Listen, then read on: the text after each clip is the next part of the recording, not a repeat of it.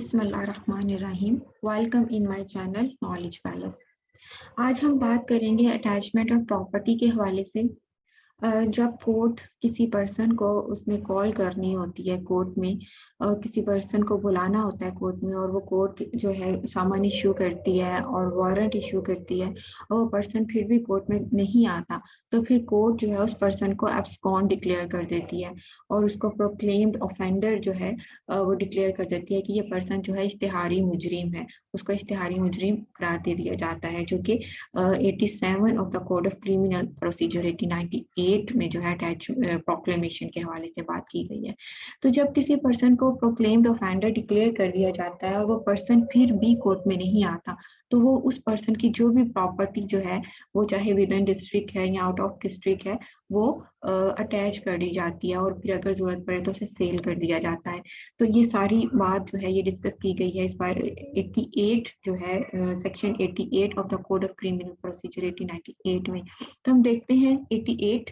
Section 88 attachment of property of person absconding.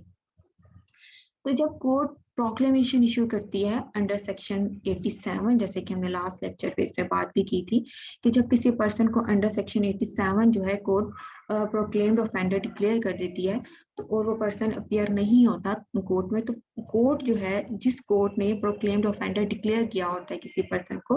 किसी भी वक्त जब वो जरूरी समझती है तो वो उसकी प्रॉपर्टी की अटैचमेंट का ऑर्डर कर सकती है। अब वो प्रॉपर्टी जिसको अटैच करवाने के लिए या किसको अटैच करने के लिए कोर्ट ऑर्डर करती है, वो प्रॉपर्टी मूवेबल भी हो सकती है और इमूवेबल भी हो सकती है।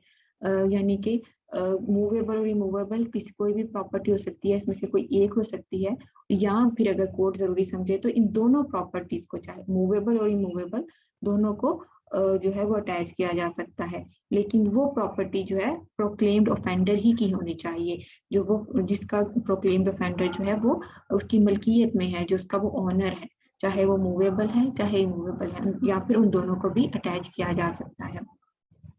अब जब कोर्ट जो कि पर्सन अटैचमेंट ऑफ प्रॉपर्टी का ऑर्डर करेगी, अब वो प्रॉपर्टी अगर तो डिस्ट्रिक्ट में है, जिस डिस्ट्रिक्ट में अटैचमेंट का ऑर्डर किया जा रहा है, तो अगर तो उसी डिस्ट्रिक्ट में वो प्रॉपर्टी एग्जिस्ट कर रही है, उसी डिस्ट्रिक्ट में मौजूद है, तो वो डायरेक्ट जो है वो कोर्ट या मैजिस्ट्रेट जो है अटैचमेंट ऑफ प्रॉपर्टी का ऑर्डर कर देगा। लेकिन अगर उस डिस्ट्रिक्ट में प्रॉपर्टी मौजूद नहीं है, उस डिस्ट्रिक्ट से बाहर किसी और जगह पे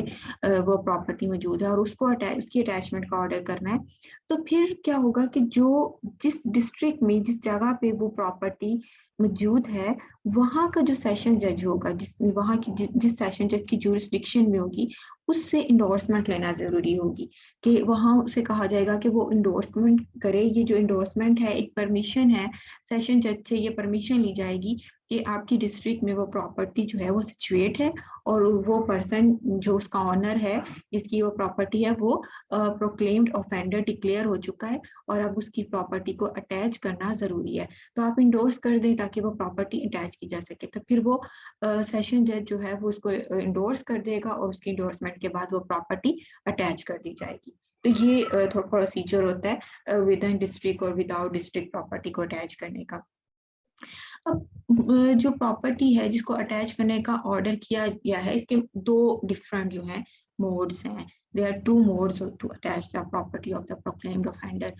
अब वो जो है वो क्या है कि ये क्लॉज 3 है हमारे पास, जिसमें एक मोड बताया गया है, और सेकंड जो है हमारे पास क्लॉज 4 में है। तो जो अगर तो प्रॉपर्टी जिसकी अटैचमेंट के हवाले से ऑर्डर हुआ है वो डेट है, कोई कर्ज वगैरह है, या फिर कोई और मूवेबल प्रॉपर्टी है जो जिसे इजीली मूवेबल, जिसे कि इजीली इधर उधर मूव किया जा सकता है, यानी कि ये मूवेबल और रिमूवेबल को मनकूला और गैर मनकूला प्रॉपर्टी भी कहा जाता है। तो अगर ये मूवेबल प्रॉपर्टी है, तो इसकी जो अटैचमेंट का जो तरीका कार होगा, जो मोड्स क्या होंगे, वो 3 डिफरेंट मोड्स होंगे। एक तो ये कि इस प्रॉपर्टी को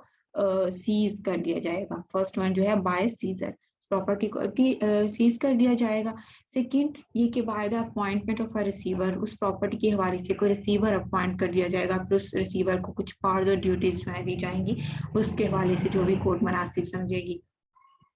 या फिर इन राइटिंग जो है एक ऑर्डर कर दिया जाएगा और कि ये जिसमें प्रोहिबिट कर दिया जाएगा कि ये जो प्रॉपर्टी है किसी भी सूरत प्रोक्लेम्ड ऑफेंडर को डिलीवर नहीं करनी, यानी कि प्रोक्लेम्ड ऑफेंडर के हवाले नहीं करनी। या फिर कोई पर्सन प्रोक्लेम्ड ऑफेंडर के बिहाफ पे वो प्रॉपर्टी रिसीव करना चाहता है तो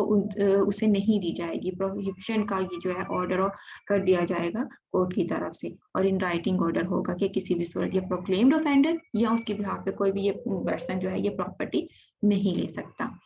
और अब कोर्ट की अपनी मर्जी है कि वो चाहे तो ये सारे जो डिफरेंट मोड्स ऊपर बताए गए हैं, by seizure, by appointment of a receiver, या फिर जो ये ऑर्डर किया गया है प्रोहिबिशन का कि ये प्रोक्लेम्ड ऑफेंडर को डिलीवर ना की जाए, चाहे तो ये सारे मोड्स एक साथ ही अडॉप्ट कर सकती है कि इसको सीज भी कर दो, उसका रिसीवर भी अपॉइंट कर दिया, और साथ ही ये कह दिया कि प्रोक्लेम्ड ऑफेंडर को या उसके बिहाफ पे किसी भी पर्सन को ये प्रॉपर्टी जो है ये डिलीवर नहीं करनी। या फिर कोर्ट अगर जिस तरह से भी समझे इनमें से कोई एक मोड अडॉप्ट करना चाहे, सिर्फ प्रॉपर्टी को सीज करना चाहे तो कर सकती है, या सिर्फ रिसीवर अपॉइंट करना चाहे तो वो कर सकती है, या इन दोनों को छोड़ के वो जैसे ये ऑर्डर करना चाहे कि ये प्रॉपर्टी जो है प्रोक्लेम्ड ऑफेंडर को डिलीवर ना की जाए तो वो भी कर सकती है। या फिर इनमें से कोई दो मोड्स अडॉप्ट किए जा सकते हैं, या कोर्ट अगर मुनासिब समझे, कोर्ट जरूरी समझे तो ये तीनों मोड्स जो हैं वो भी अडॉप्ट कर सकती है। कोर्ट की अपनी मर्जी है, कोर्ट की अपनी डिस्क्रिप्शन है, जिस तरह से भी कोर्ट मुनासिब समझे वो ये ऑर्डर कर सकती है। तमाम मोड्स को अडॉप्ट करने का भी कह सकती है, और में से कोई एक या दो को भी अडॉप्ट करने का ऑर्डर कर सकती है। और अगर ये प्रॉपर्टी, ये तो था कि मूवेबल हो, अगर कोई कर्ज वगैरह हो प्रॉपर्टी, जैसे कि कोई गाड़ी है, बाइक है, या कोई भी ऐसी चीज है कि जो इधर से उधर मूव की जा सकती है, ये उसके बारे में बात थी।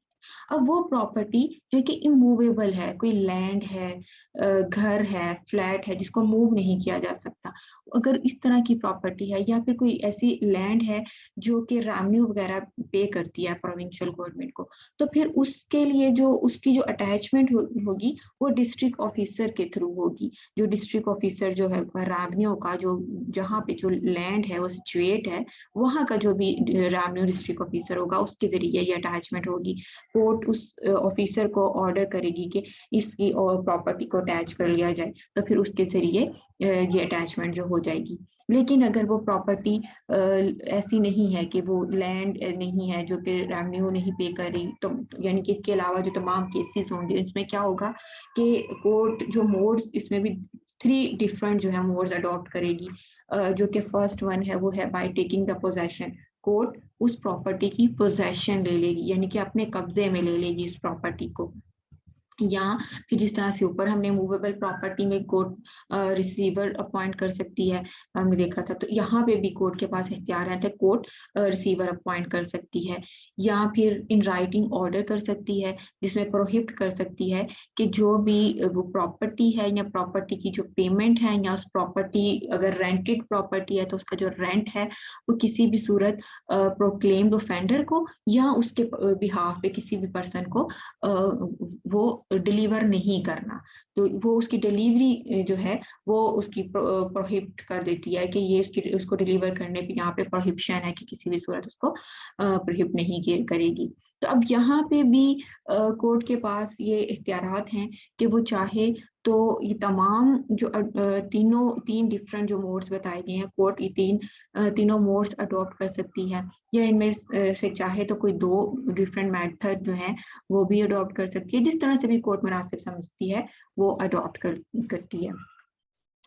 अब जो हमारा यहाँ पे क्लॉज 5 है,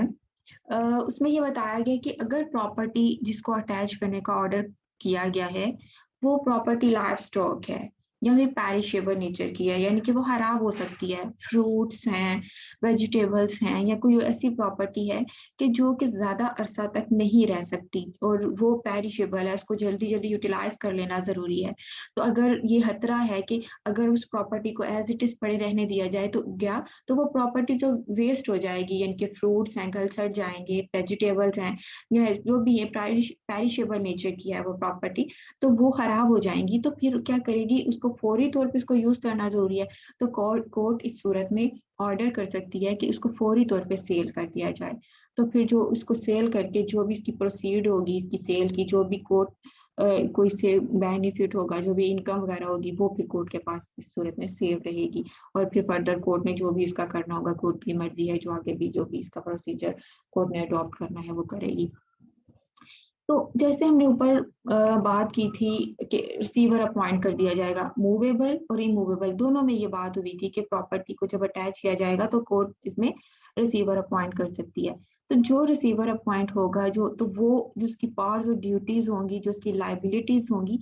सेम उसी तरह होंगी जैसे कि under the code of civil procedure जो है, सीपीसी जो रिसीवर के हवाले से बात की गई है,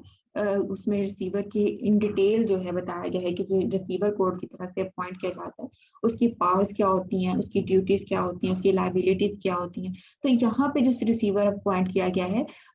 या कोर्ट की तरफ से अपॉइंट किया जाएगा, तो उसकी भी पावर्स और ड्यूटीज और लाइबिलिटीज सेम होंगी, जिस तरह से कि सीपीसी में जो पावर्स और ड्यूटीज जो है रिसीवर को दी गई हैं, तो यहाँ पे भी वो सेम होगी। अब उसकी रिसीवर की ड्यूटीज देखने के लिए तो फिर आपको सीपीसी का वो लेक्चर जो है रिसीवर के हवाले से, जो पावर्स और ड्यूटीज के हवाले से है, वो आपको देखना पड़ेगा। तो इसके बाद जो हमारा क्लॉज 6 है, क्लॉज 6 का आगे सब जो है टाइट सब क्लॉज जो है वो ए है, उसमें ये बताया गया कि जब कोई क्लेम कोई प्रॉपर्टी जो कि अटैच की जाती है, तो उस अटैचमेंट पे अगर किसी पर्सन का कोई क्लेम है, कोई ऑब्जेक्शन वगैरह है, फॉर एग्जांपल ये हो सकता है कि वो जो प्रॉपर्टी अटैच की गई थी वो उसमें किसी और पर्सन का शेयर भी था, या वो प्रॉपर्टी जो अटैच की गई है वो प्रोक्लेम्ड ऑफेंडर की प्रॉपर्टी समझते हुए अटैच की गई है, लेकिन एक्चुअल में वो किसी और पर्सन की प्रॉपर्टी है, वो उसका इसमें कोई शेयर है, या वो पूरी की पूरी प्रॉपर्टी इस पर्सन की है, या उसने वो परचेज कर चुका है, या उसकी किसी भी तरह से उसका कोई वो इंटाइटल है उस प्रॉपर्टी का, और वो जब प्रॉपर्टी अटैच की गई तो वो पर्सन जिसका उसमें इंटरेस्ट है उस प्रॉपर्टी में किसी भी तरह से, वो उसके पास ये इख्तियारात हैं, यानी कि उसको ये राइट दिया गया है कि वो क्लेम कर सकता है, उस पर ऑब्जेक्शन कर सकता है, वो कोर्ट में कह सकता है कि ये जो प्रॉपर्टी अटैच की गई है, ये जो अटैचमेंट हुई है ये प्रॉपर्टी की, उस पे मैं क्लेम कर रहा हूँ उस प्रॉपर्टी के हवाले से, क्योंकि उसमें मेरा भी शेयर है, या उस पे वो ऑब्जेक्शन कर देता है, तो उसके पास 6 माह का टाइम है, यानी कि विद इन 6 मंथ जो है, जिस दिन वो प्रॉपर्टी अटैच हुई, उस प्रॉपर्टी की अटैचमेंट से लेके विद इन 6 मंथ जो है वो पर्सन क्लेम कर सकता है या ऑब्जेक्शन कर सकता है। लेकिन प्रोक्लेम्ड ऑफेंडर जो है वो यहाँ पे ऑब्जेक्शन नहीं कर सकता, ना ही कोई क्लेम कर सकता है। प्रोक्लेम्ड ऑफेंडर के अलावा कोई भी पर्सन जो है विद इन 6 मंथ्स यानी कि 6 माह के अंदर अंदर वो इस प्रॉपर्टी के हवाले से कोई भी क्लेम कर सकता है, कोई भी ऑब्जेक्शन कर सकता है, और वो क्लेम या ऑब्जेक्शन जो है इस ग्राउंड पे कर सकता है कि मेरा इस प्रॉपर्टी पे इंटरेस्ट है, और मैं जो है अब्सकॉन्ड नहीं हुआ, या मैं प्रोक्लेम्ड ऑफेंडर नहीं हूँ, तो ये तो प्रॉपर्टी मेरी है, या मेरा तो इस प्रॉपर्टी पे कोई शेयर है, तो मेरा जो शेयर है, मेरा जो इंटरेस्ट है, my interest is not liable to attachment, तो मेरा इंटरेस्ट जो है वो उस पर अटैचमेंट नहीं होनी चाहिए। तो फिर कोर्ट जो है उस क्लेम और ऑब्जेक्शन को इंक्वायर करेगी, इस पे इंक्वायरी होगी, और इंक्वायरी करने के बाद कोर्ट जो है उस इंक्वायरी को अलाउ भी कर सकती है, डिसअलाउ भी कर सकती है, इन पार्ट भी कर सकती है, इन होल भी कर सकती है। ये भी कर सकती है कि अगर कि कोई एक पार्ट था उसका जिसमें उसका शेयर था, तो वो उसको छोड़ के बाकी को अटैच कर दे, या फिर वो पूरी प्रॉपर्टी का वो ओनर था, बल्कि प्रोक्लेम्ड ऑफेंडर की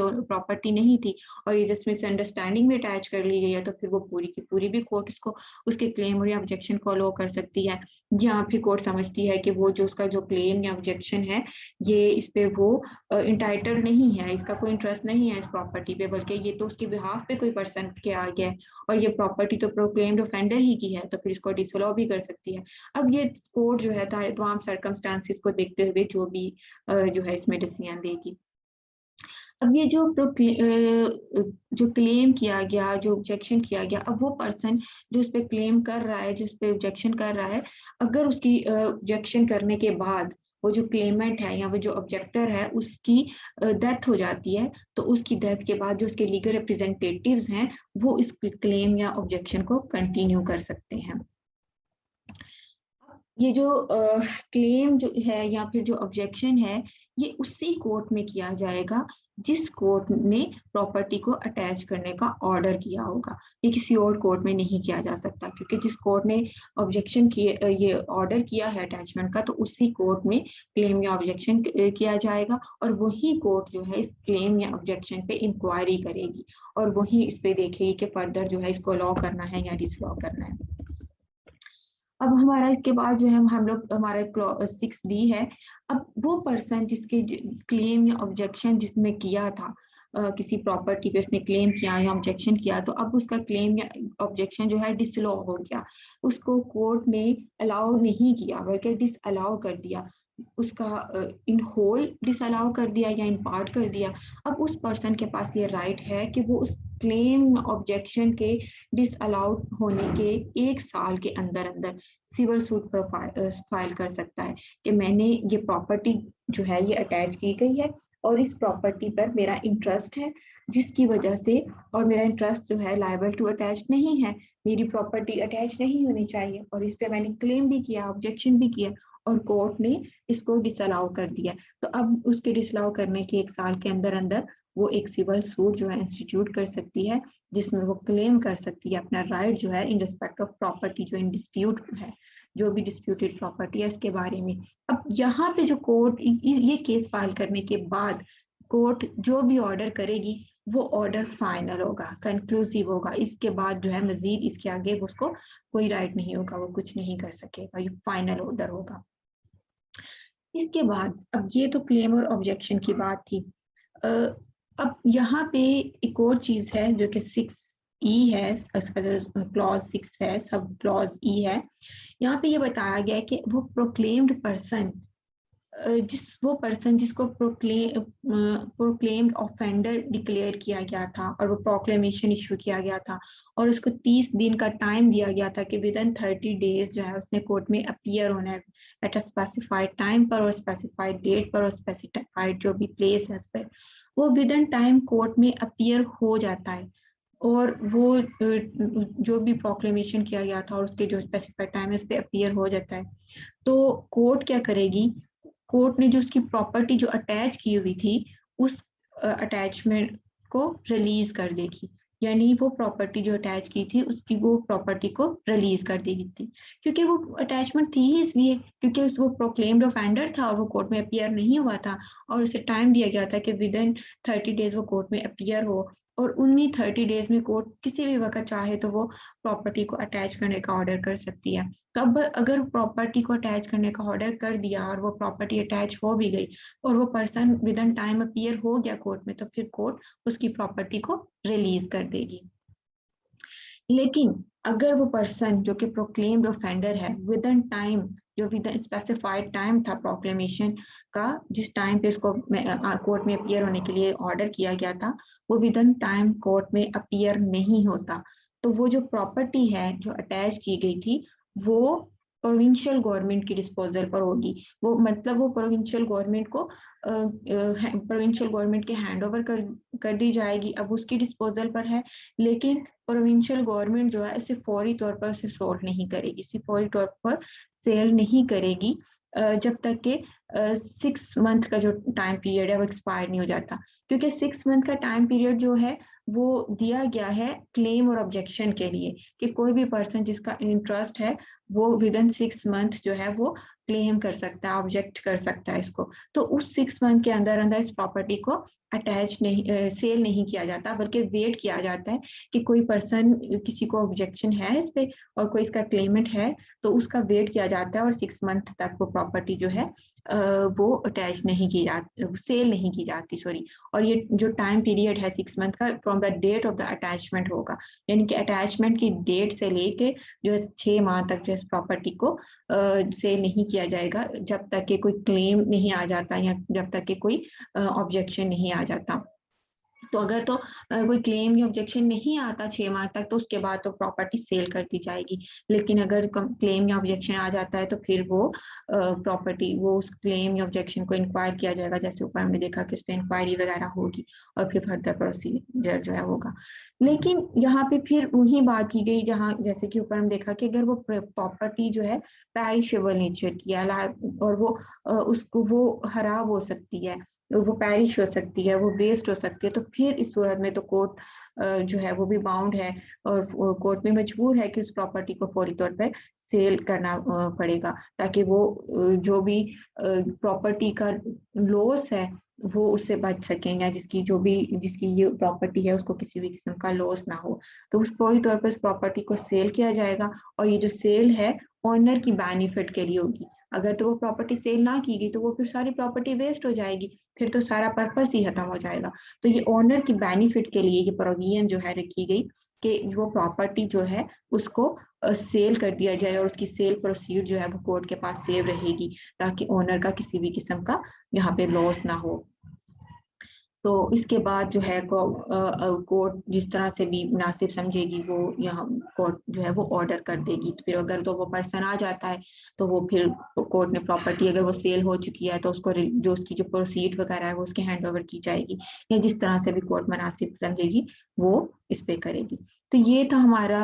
अटैचमेंट के हवाले से हमारा सेक्शन, हमारा 88 of the code of criminal procedure 1898। तो इसके बाद जब प्रॉपर्टी अटैच की जाती है तो इसको रिस्टोर भी किया जाता है, जिस पे हम नेक्स्ट लेक्चर में बात करेंगे। तो उम्मीद है आपको अटैचमेंट के हवाले से तो समझ आ गई होगी। मजीद लेक्चर्स देखने के लिए चैनल को सब्सक्राइब करें। Thanks for watching. Allah Hafiz.